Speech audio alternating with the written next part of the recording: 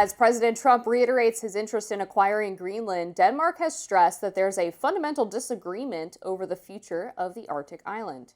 In a show of support for Denmark, troops from several European countries arrived in Greenland on Thursday.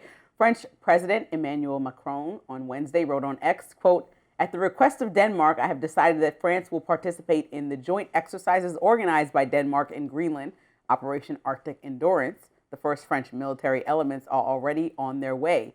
Others will follow." After meeting with Vice President Vance and Secretary of State Marco Rubio, Danish Foreign Minister Lars Rasmussen told reporters, quote, "The group, in our view, should focus on how to address the American security concerns while at the same time respecting the red lines of the Kingdom of Denmark." White House Press Secretary Caroline Leavitt reiterated Thursday that President Trump still wants Greenland. The two sides agreed to really establish a working group of individuals who will continue to have technical talks on the acquisition of Greenland. But the president has made his priority quite clear. He wants the United States to acquire Greenland. He thinks it's in our best national security to do that.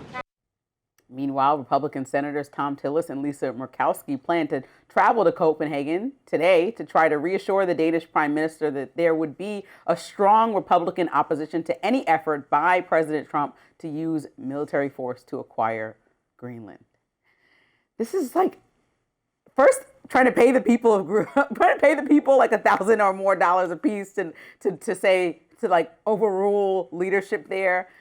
Again, I can't say this enough. These are our allies, and we already have an agreement in place with them that we can have boots on the ground there, station people there. We can use the sea space around them if we need to. We just have to have a conversation with leadership. That's pretty much the layman's terms of what's in the agreement. So I don't understand why we need to own and occupy and try to bribe them when they have adamantly said, we're not interested, but we really like you guys as an ally.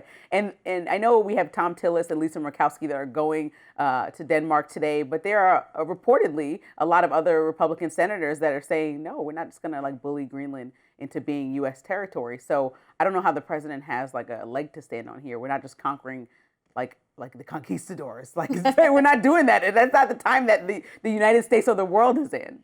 Yeah, we'll see what happens with the negotiations and certainly with that Republican visit to Denmark today. Last week we were talking about this as well, and I brought up the security concerns with, we've got Alaska on the Pacific side, and it would be nice to have Greenland on the Atlantic side to stave off, potential Russian incursions.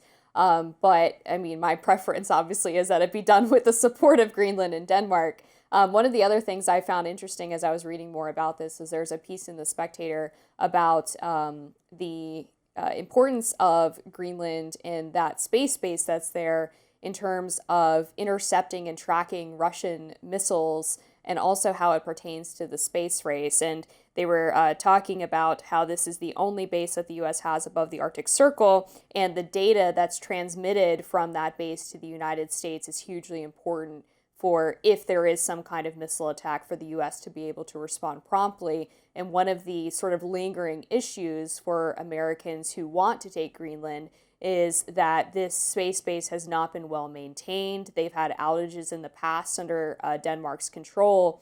And so there's a feeling that if the U.S. had full operational control over not just the base itself, but also the country more broadly, that they would be able to better maintain, to be able to better access that data and make sure that everything is kind of up to snuff. And I was with you every part of the way until it got extremely expansionist and was like, we need to run the whole country. Like, why can't we just talk to Denmark and figure out how we can run the base? If the base is decrepit and needs work and is not as effective as it needs to be, let's talk about having more presence there and really putting our dollars and our money there. But just, trying to take ownership of a place that doesn't want us to, that's also an ally. It feels like we're, I thought it was as much as a joke as we were saying about Canada being the 51st states, but I'm seeing that obviously the president is very serious and everyone's on high alert because of Venezuela. So people don't really know what's next and what state we're in. Some people are arguing like if we don't do it, other countries will start taking over different territories. And I don't know that that is the next step for us. Yeah, we will see what happens. Trump can be very convincing. But up next, the White House is announcing a new plan to bring down healthcare costs. Stick around for that.